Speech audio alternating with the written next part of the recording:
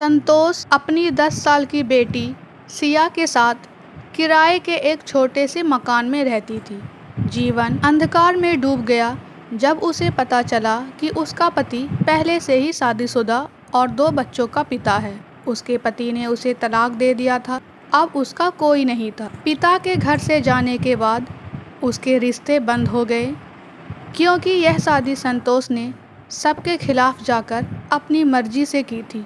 माँ बेटी दोनों का पेट पालने के लिए वह एक घर में नौकरानी का काम करती थी। मालकिन, 2000 रुपये में घर का खर्च नहीं चलता। बेटी स्कूल जाने लगी है, ऊपर से किराया और महीने का खर्च होता है। आप कुछ वेतन बढ़ा दे तो आपकी मेहरबानी होगी। अरे, पूरे घर का काम नहीं करवाती हूँ तुझसे, बस एक खाना पकवाने का ही काम तो कराती हूँ। उसमें ज़्यादा वेतन क्यों चाहती हो? नहीं भाई नहीं, मैं नहीं बढ़ा सकती, कहीं और काम देख लो, समझी? ऐसा मत कहिए मालकिन, यहाँ मेरा घर पास में ही पड़ता है और सिया का स्कूल भी पास है। यहाँ मैं अपनी बेटी को अपने पास बुला लेती हूँ ताकि उसकी देखभाल भी कर सकूँ। अगर कहीं दूर काम करूँगी तो बेटी की देखभाल कैसे करूँगी? अरे वही तो कह रही हूँ, जो देती हूँ उसी में संतुष्ट रहो। संतोष का जीवन मुश्किलों से गुजर रहा था। वह स्कूल के बाद अपनी बेटी सिया को मालकिन के घर पर ही रुकवा लेती थी और वह इस कारण अपनी बेटी की फिक्र से बेफिक्र रहती थी। एक दिन सिया कहती है, माँ, आज मेरा लंच मत रखना। लेकिन क्यों सिया? स्कूल में तो भूख लगेगी ना? भूख तो लगती है माँ, लेकिन स्कूल में सभी लोग मेरा मजाक उड़ाते हैं। कितनी गरीब है ये। माँ, हम गरीब क्यों हैं? मैं सब बच्चों के जैसे पकवान क्यों नहीं ले जा सकती? बेटा, गरीब होना हमारे भाग्य में लिखा है, हम इसीलिए गरीब हैं। एक दिन सिया स्कूल से सीधे मालकिन के घर पहुंची। वहां मालकिन का बेटा सोनू पिज्जा खा रहा था। सिया ने अपनी माँ से कहा, माँ, सोनू पिज्जा खा रहा है, मुझे भी खाना है।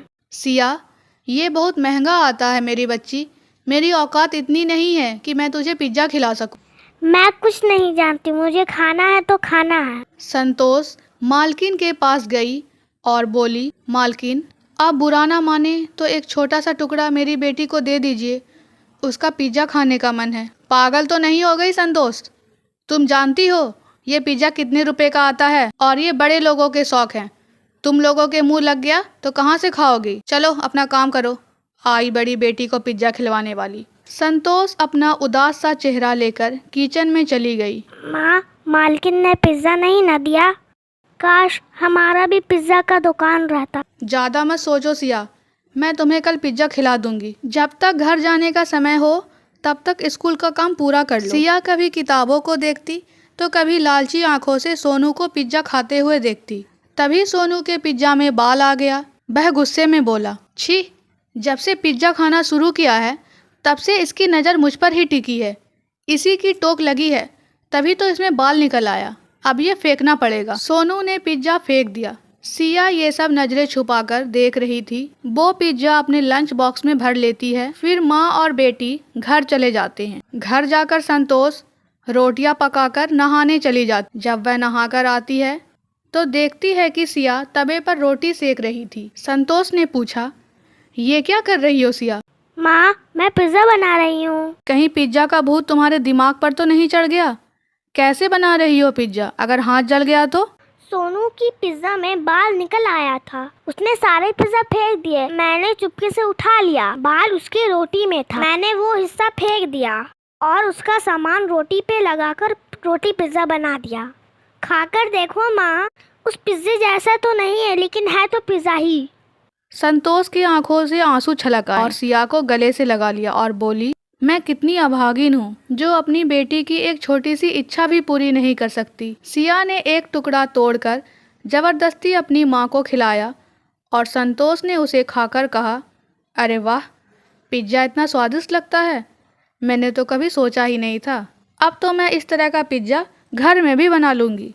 अब जब कभी सिया को पिज्जा खाने का मन होता तो संतोष उसे पिज्जा बनाकर दे दिया करती थी और कभी कभी उसके लंच में भी पिज्जा रख देती थी। माँ, स्कूल में मेरी सहेलियाँ कहती है कि तुम्हारी माँ बहुत अच्छा रोटी पिज्जा बनाती है। अगर वो दुकान खोल लेगी तो सब वहीं से रोटी पिज्जा लेंगे। अच्छा, ऐसा कहते हैं वो? सच में उन्हें इतना अच्छा लगता है मेरा बनाया हुआ रोटी पिज्ज़ा? ऐसे विचार बुरा नहीं है। अगर मैं कोशिश करूं तो रोटी पिज्ज़ा बनाकर बेच सकती हूँ।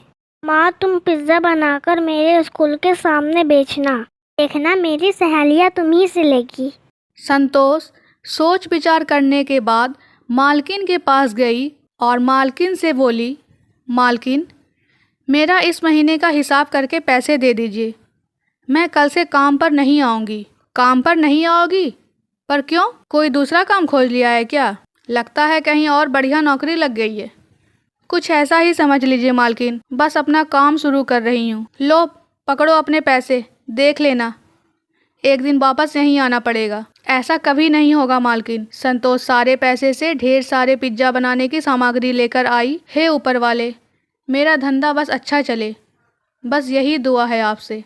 संतोष ने पिज्ज़ा रोटी बनाना शुरू किया और एक ठेले पर स्कूल के सामने स्टॉल पर खड़ी हो गई। जब स्कूल की छुट्टी हुई तो रोटी पिज्ज़ा की दुकान को देखकर सभी बच्चे बहुत खुश हुए और अपने माँ बाप से खाने की जिद करने लगे। पहले दिन कुछ बच्चों ने पिज्ज़ा खाया, लेकिन अगले दिन उनकी माएँ रोटी पिज्ज़ा खाने लगी।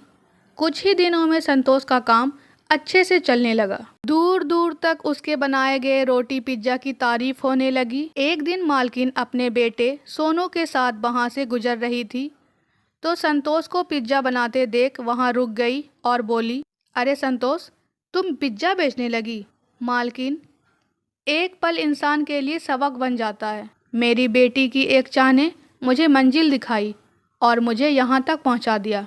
कम से कम मुझे आपके सामने गिड़गिड़ाने की आवश्यकता तो नहीं पड़ी। मालकिन शर्म से अपना मुंह झुकाकर वहाँ से चली गई। समय गुजरता गया और संतोष की बहुत अच्छी कमाई होने लगी। एक दिन स्कूल के प्रिंसिपल साहब उसके ठेले पर आए और उससे बोले, बहुत सुना है आपके पिज्ज़ा के बारे में।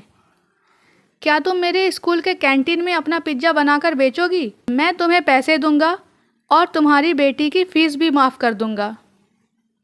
संतोष मान जाती है और वह अगले दिन से स्कूल के कैंटीन में अपना रोटी पिज्ज़ा बनाने लगी और दोनों माँ बेटी खुशी खुशी अपना जीवन बिताने लगते हैं। इस कहानी से हमें यह सीख मिलती है कि हमें मुश्किल समय में घबराना नहीं चाहिए, बल्कि उसका डटकर मुकाबला करना चाहिए।